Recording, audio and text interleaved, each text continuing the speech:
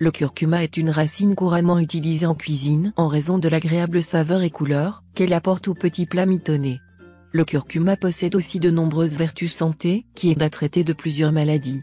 Cependant, cette épice peut aussi provoquer des effets secondaires. Voici les 5 catégories de personnes qui ne doivent pas consommer de curcuma. Comment cette épice qui peut avoir des effets secondaires néfastes pour la santé? Le curcuma, lorsqu'il est associé avec du poivre noir ou du gingembre, est un anti-inflammatoire très puissant qui permet de réduire le stress oxydatif sur l'ADN des cellules. Mais il faut savoir que le curcuma peut provoquer chez certaines personnes des problèmes d'estomac, de la diarrhée, des étourdissements et des nausées. Voici les 5 catégories de personnes qui ne devraient pas consommer de curcuma. 1. Les femmes enceintes ou qui allaitent. Les femmes enceintes ou qui allaitent doivent éviter de consommer cette épice, que ce soit en poudre ou en gélule, car il a été médicalement prouvé que le curcuma à forte dose peut compromettre une grossesse en stimulant les menstruations et en contractant les muscles de l'utérus. Chez les hommes, lorsque le curcuma est pris par voie orale, il peut, dans certains cas, faire diminuer le niveau de spermatozoïdes et de testostérone et ainsi affecter la fertilité. Si vous envisagez une grossesse, le curcuma est à consommer avec beaucoup de prudence. 2.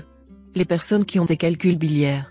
D'après des études récentes, le curcuma peut déclencher des effets secondaires tels que des douleurs chez les personnes qui souffrent de calculs biliaires.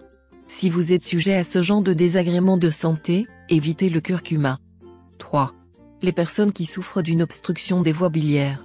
La curcumine améliore les fonctions de la vésicule biliaire et prévient le cancer de cet organe. Toutefois, les personnes qui souffrent d'une obstruction des voies biliaires doivent faire très attention et consommer cette épice avec beaucoup de prudence. 4. Les personnes qui ont des calculs rénaux.